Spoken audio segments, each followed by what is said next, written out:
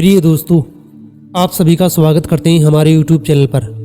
आज के वीडियो में हम बात करने वाले हैं कि वो कौन से संकेत हैं जो बताते हैं कि ईश्वर की कृपा हम पर हो रही है या नहीं। क्योंकि जब भी हम अपने जीवन में कुछ ईश्वर की कृपा को समझते हैं तो कुछ संकेतों के द्वारा ही समझा जा सकता है। क्योंकि ये संकेत बहुत ही महत्वपूर्ण होते हैं जो आपको किसी सामान्य व्यक्ति के जीवन में कदापि देखने को नहीं मिल सकते। परंतु जिस व्यक्ति पर जितनी मात्रा में ईश्वर की कृपा होती है उतनी ही मात्रा में उसके ऊपर ये संकेत देखने को मिल सकते हैं।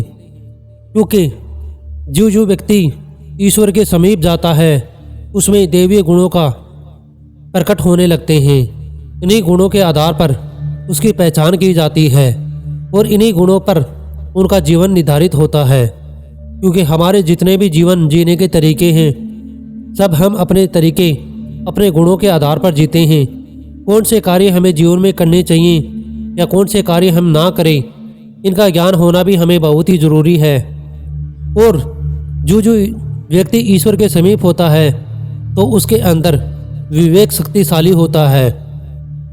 विवेक से जीवन पर प्रभाव इतना पड़ता है कि विवेक मनुष्य का साथ बहुत देता है, उसे अच्छे बुरे का ज्ञान कराता है। जिसका विवेक नष्ट हो जाता है फिर वह केवल अपना विनाश आरंभ करता है। और जिस मनुष्य के पास जितना शक्तिशाली विवेक होता है वह उतना ही शक्तिशाली व्यक्ति बन जाता है। वह कठिन परिस्थितियों से भी लड़ने में सक्षम हो जाता है। अच्छे और बुरे का ज्ञान उसे हर परिस्थिति में रहता है। कौन से कार्य करने उचित है और कौन से कार्य करने अनुचित है उन्हें सबका आभास होता है। और आने वाली परिस्थितियों को वह पहले ही भाप लेता है। इसलिए महान संतों के द्वारा कुछ गुणों को बताया गया है और गीता में भी भगवान श्री कृष्ण उन गुणों की चर्चा करते हैं कि जिस व्यक्ति पर ईश्वर की सर्व कृपा होती है उसमें ये गुण आपने को देखने को मिल सकते हैं। कोई भी व्यक्ति ज़्यादा समय तक ढोंग नहीं कर सकता है। इसलिए आप ध्यान से देखिए आप में से इन गुणों में से कितने गुण हैं। अब हम नंबर पहले पर बात करते हैं, अहिंसा। दोस्तों, प्राचीन समय से ही साधु संतों ने अहिंसा पर बहुत ही बल दिया है।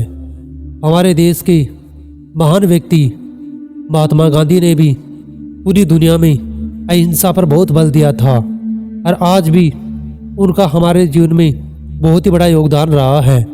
इसी प्रकार जो व्यक्ति अहिंसा की प्रवृत्ति अपना लेता है वह व्यक्ति सचमुच में बहुत ही महान हो जाता है। क्योंकि अहिंसा बनना एक कोई सामान्य बात नहीं है। कोई व्यक्ति अगर अहिंसा का अपने जीवन में पालन करता है तो वह जरूर ईश्वरीय कृपा से होता है।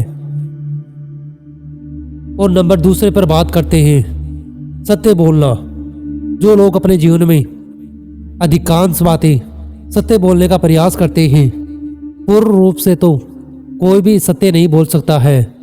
कहीं पर व्यक्ति मजबूर हो ही जाता है।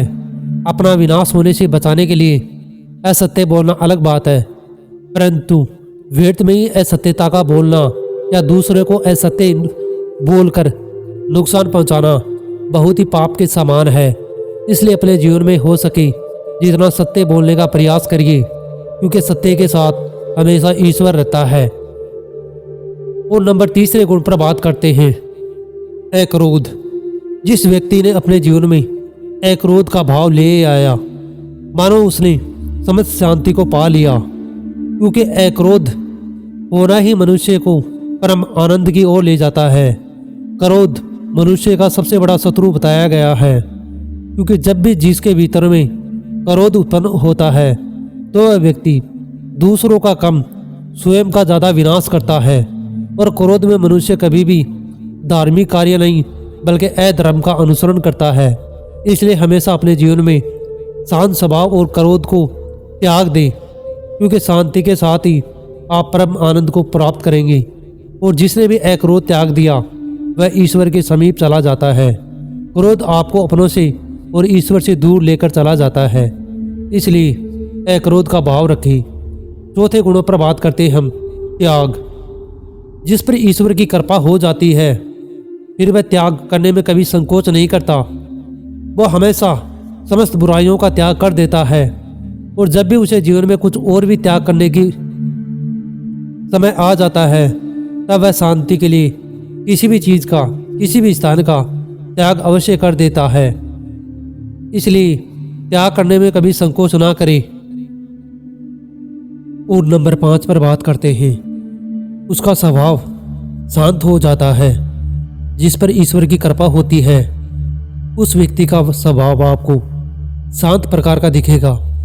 परिस्थितियां चाहे कितनी ही विपरीत क्यों ना हो, वह व्यक्ति हर परिस्थिति में, गंभीर से गंभीर परिस्थिति में भी अपने स्वभाव को शांत बना लेता है। और नंबर 6 पर बात करते हैं हम।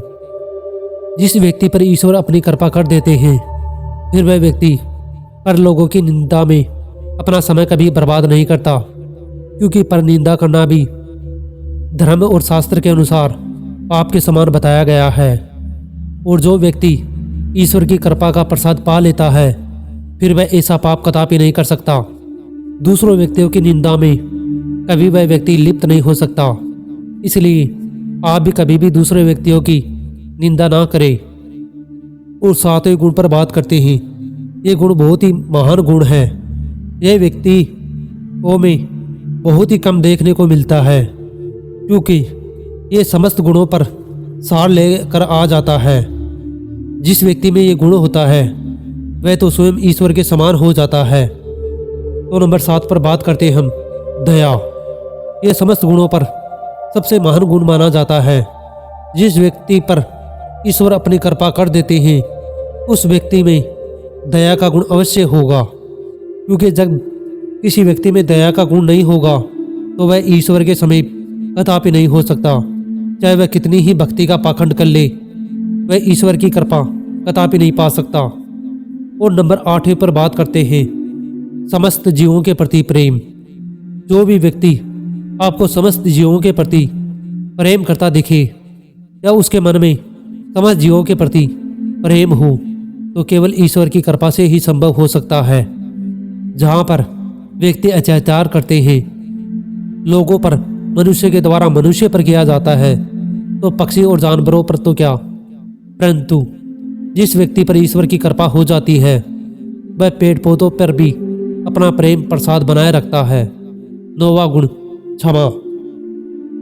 दोस्तों, इस जीवन में हमारे में बहुत से लोग आते हैं। कुछ लोग हमारे प्रति दुष्कृत्य करते हैं, कई प्रकार के अपराध हमारे प्रति कर देते हैं और उनके मन में हम द्वेष और घृणा बनाकर उन व्यक्तियों के प्रति अपने मन में अलग अलग प्रकार के विचार निरंतर उत्पन्न करते रहते हैं। परंतु जिस व्यक्ति पर ईश्वर कृपा कर देता है वह अपने समस्त कार्य ईश्वर को समर्पित कर देता है। जब भी कोई व्यक्ति उसके साथ बुरा करता है, गलत करता है, तो वह व्यक्ति उस व्यक्ति को क्षमा कर देता है, क्योंकि उसके मन में द्वेष की भावना नहीं रख सकता। उसका मन केवल ईश्वर में लीन होता है और वो जो भी गलती करते हैं उन्हें क्षमा कर देता है। क्षमा करने का मतलब ये नहीं है कि जिस व्यक्ति को आपने क्षमा कर दिया है तो उसका कुछ होगा ही नहीं। उसका सब जो भी होगा वो सब ईश्वर अपने विधान के अनुसार उस व्यक्ति को स्वतः ही दंड दे देंगे। परंतु अगर आप अपने भीतर में द्वेष की भावना रखते हैं तो आप भी उस द्वेष की आग में निरंतर जलते हैं। इसीलिए शास्त्रों ने कहा है जो भी व्यक्ति आपके साथ गलत कर देता है तो आप उसे क्षमा कर देना। ईश्वर अपने आप उसके साथ क्या करना है कर लेंगे। और आगे बात करते हैं 10वां गुण।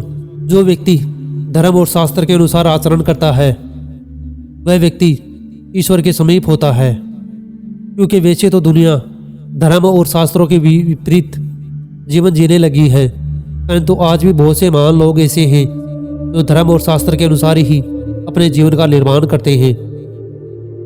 और 11 नंबर पर बात करते हैं। जो व्यक्ति महान होते हैं, ईश्वर की बड़ी बड़ी कृपा उन पर हो जाती है, तब लोगों के द्वारा उन्हें बहुत ही सम्मान दिया जाता है, उनकी पूजा की जाती है। परंतु उस व्यक्ति में अपने पूजे जाने का कभी भी अभिमान ना हो तो वह व्यक्ति सर्व ईश्वर के समीप है, क्योंकि बहुत से लोगों को जरा सा सम्मान प्राप्त होने पर ही उनमें अभिमान आ जाता है।